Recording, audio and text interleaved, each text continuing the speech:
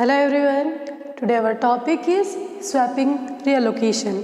आज के वीडियो में हम स्वैपिंग के बारे में पढ़ने जा रहे हैं। सबसे पहले स्वैपिंग क्या होती है हम देखते हैं। Swapping is a memory management scheme in which any process can be temporary swapped from main memory to secondary memory so that the main memory can be made available for other process. It means swapping एक ऐसी scheme है जिसके अंदर कुछ programmes जो main memory में save होते हैं, अवेलेबल होते हैं, उन्हें हम क्या कर सकते हैं कि सेकेंडरी मेमोरी में ट्रांसफ़र कर सकते हैं। और इससे क्या होगा कि मेन मेमोरी जो है वो अदर प्रोसेस के लिए अवेलेबल हो जाएगी।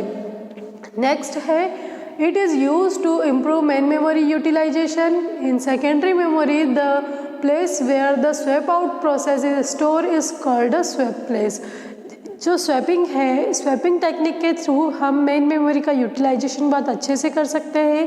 इसमें हम मोर देन वन प्रोसेस को एग्जीक्यूट कर सकते हैं। इसके बाद में जो प्रोसेस मेन मेमोरी से स्वैप आउट होकर किसी सेकेंडरी स्टोरेज डिवाइस में जाती है और वहाँ जहाँ पर सेव होती है वो स्पेस क्या कहलाती है? स्वैप स्पेस कहलाती है। ठीक है। नेक्स्ट है पर्पस क्या होता है स्वैपिंग का। तो the purpose of swapping in operating system is to access the data present in the hard disk and bring it to RAM so that the application program can use it. It means जो main swapping का main objective है, main purpose है, वो ये है कि जो data secondary storage device में रखा हुआ है, जैसे हार्ड डिस्क में रखा है, तो उस डेटा को सबसे पहले हम मेन मेमोरी में लेके आए। मेन मेमोरी में किस में लेके आएंगे? हम रैम में, रैंडम एक्सेस मेमोरी में। देन हम उसका यूज़ करें, उसे एक्सेस कर सके। ठीक है। इसके लिए फिर क्या किया जाता है कि एप्लीकेशन प्रोग्राम का यूज़ किया जाता है जो कि इसका यूज़ करता है। फिर swapping is used only when data is not present in RAM.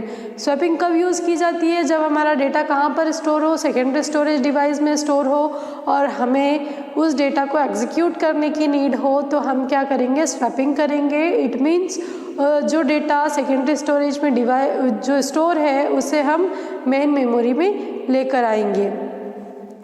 फिर swapping helps to run larger and more than one process. Swapping की हेल्प से हम बहुत बड़े से बड़े प्रोग्राम को बहुत इजीली जो है एग्जीक्यूट कर सकते हैं। ठीक है। वो प्रोग्राम एक भी हो सकता है, एक से ज़्यादा भी हो सकता है। एक जैसे अगर एक ही प्रोग्राम बहुत बड़ा है तो आप स्वैपिंग के थ्रू उसे भी एग्जीक्यूट कर सकते हैं, और अगर मल्टीपल प्रोसेस हमारे पास अवेलेबल है तो हम उस प्रोसेस को भी एग्जीक्यूट कर सकते हैं। इसी कारण कि हम जैसे लार्ज प्रोग्राम को मेन मेमोरी में एग्जीक्यूट कर पा रहे हैं, तो हम स्वैपिंग टेक्निक को क्या कहते हैं? हम स्वैपिंग टेक्निक को मेमोरी कंपैक्शन टेक्निक भी कहते हैं।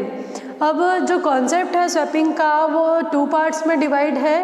फर्स्ट है स्वैप इन और सेकंड है स्वैप आउट। ओके।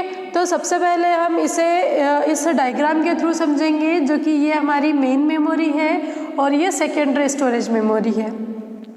हमें डेटा को परमानेंट स्टोर रखना हो तो हम डेटा को कहाँ पर स्टोर करते हैं? सेकेंडरी स्टोरेज डिवाइस में, क्योंकि जैसे ही पावर ऑफ होता है मेन मेमोरी का डेटा इरेज हो जाता है। इसीलिए डेटा को परमानेंट स्टोर करने के लिए हम कहाँ रख रहे हैं? उसे सेकेंडरी मेमोरी में रख रहे हैं।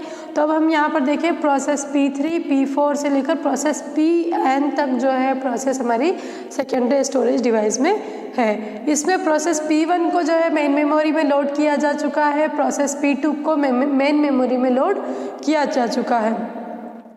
अब जैसे 2 स्पेस है, अब प्रोसेस P1 जिसे नीड है इनपुट आउटपुट की, इनपुट आउटपुट ऑपरेशन के लिए वो क्या होगी कि उस प्रोसेस को, जैसे अब मेन मेमोरी में हमें दूसरी प्रोसेस को एग्जीक्यूट करना है और स्पेस हमारे पास 4 प्रोसेस की ही है, तो हम क्या करेंगे? प्रोसेस P1 को जो है सेकेंडरी स्टोरेज में रिमूव कर देंगे। मतलब मेन मेमोरी से रिमूव करके प्लेस कहाँ पे करेंगे? हम सेकेंडरी स्टोरेज में। तो ये जो हम वर्क कर रहे हैं, ये जो प्रोसेस कर रही है, क्या कहलाता है? ये स्वैप आउट कहलाता है। इट मीन्स जब भी डेटा मेन मेमोरी से सेकेंडरी स्टोरेज डिवाइस में सेंड किया जाता है तो ये क्या कहलाता है? ये कहलाता है स्वैप आउट। ठीक है। अब क्या होगा, अब देखिए जैसे अब ये प्रोसेस जिसको हमने सेकेंडरी स्टोरेज डिवाइस में सेंड कर दिया है, इट मीन्स ये वाली प्लेस क्या हो गई हमारी मेन मेमोरी में खाली हो गई। तो अब हम क्या करेंगे, प्रोसेस P3 जिसे एग्जीक्यूट करने के लिए वो मेन मेमोरी का वेट कर रही थी, अब उसे हम मेन मेमोरी में ले आएंगे। तो प्रोसेस P3 को मेन मेमोरी में लाना, इट मीन्स ये प्रोसेस क्या कहलाती है, स्वैप इन। इट मीन्स जब भी सेकेंडरी स्टोरेज डिवाइस से डेटा को मेन मेमोरी में लोड किया जाता है तो वो प्रोसेस कहलाती है स्वैप इन की। इट मीन्स सेकेंडरी स्टोरेज से मेन मेमोरी में हम जब डेटा को लेके आए तो ये क्या कहलाया, स्वैप इन। ठीक है, तो ये दोनों की डेफिनेशन हो गई स्वैप इन। इट मीन्स जब भी सेकेंडरी स्टोरेज से डेटा को मेन मेमोरी में लेके आएंगे तो वो कहलाएगा स्वैप इन। जब मेन मेमोरी से डेटा को सेकेंडरी स्टोरेज डिवाइस में स्टोर करेंगे तो वो कहलाएगा स्वैप आउट। ठीक है, तो यहाँ पर हमने देखा जैसे प्रोसेस P1 और process P2 already main memory में लोड थे, P3 से लेकर Pn तक जो प्रोसेस थी वो सेकेंडरी स्टोरेज में थी। स्टार्टिंग में P1 P2 थे, अब P1 जिसे इनपुट आउटपुट ऑपरेशन परफॉर्म करना है, इसीलिए इसे मेन मेमोरी से सेकेंडरी स्टोरेज में ट्रांसफ़र कर दिया गया। इट मीन्स इसे स्वैप आउट कर दिया गया है। अब यहाँ से प्रोसेस 3 जिसे हम क्या करेंगे, मेन मेमोरी में लोड करेंगे, तो ये प्रोसेस क्या कहलाती है, स्वैप इन की। अब देखिए जैसे कि प्रोसेस P1 जो कि इनपुट आउटपुट ऑपरेशन के लिए सेकेंडरी स्टोरेज डिवाइस में गया था, तो उसका इनपुट आउटपुट ऑपरेशन कंप्लीट हो चुका है। तो प्रोसेस P1 क्या करेगी, वापस से जिस मेन मेमोरी में लोड होने के लिए रिक्वेस्ट करेगी। तो फिर जो P3 को हमने मेन मेमोरी में लोड करा था, सबसे पहले हम P3 को वापस से क्या करेंगे, सेकेंडरी स्टोरेज में स्वैप आउट कर देंगे। मतलब प्रोसेस P3 को वापस से स्वैप आउट करा, देन प्रोसेस P1 को हम क्या करेंगे, वापस से मेन मेमोरी में लोड कर देंगे। इट मीन्स ये स्वैप इन हो गई। इट मीन्स हमको क्या लग रहा है कि स्वैपिंग की वजह से कि हमारे जो मल्टीपल प्रोसेस है वो कैसी चल रही है, पैरेलल चल रही है। प्रोसेस P1 चल रही है, P2 चल रही है, P3 चल रही है। क्यों? क्योंकि जब P1 को इनपुट आउटपुट ऑपरेशन की नीड थी तो उसे सेकेंडरी में भेज दिया गया और फिर प्रोसेस P3 को हमने मेन मेमोरी में ले आए। जब P1 का ऑपरेशन कंप्लीट हो गया इनपुट आउटपुट का, तो P3 को वापस से सेकेंडरी में भेज दिया और P1 को हम वापस से मेन मेमोरी में ले आए। तो इस तरीके से डेटा का मेन मेमोरी से सेकेंडरी स्टोरेज में ट्रांसफ़र और सेकेंडरी स्टोरेज से जो है मेन मेमोरी में ट्रांसफ़र, ये प्रोसेस कहलाती है स्वैपिंग। स्वैपिंग की वजह से हम बहुत ज़्यादा बड़े प्रोग्राम को एग्जीक्यूट कर सकते हैं, मल्टीपल प्रोसेस को एक साथ पैरेलल एग्जीक्यूट कर सकते हैं। इट मीन्स पैरेलल प्रोसेसिंग की जा सकती है। ये हमारे स्वैपिंग का बेनिफिट होता है।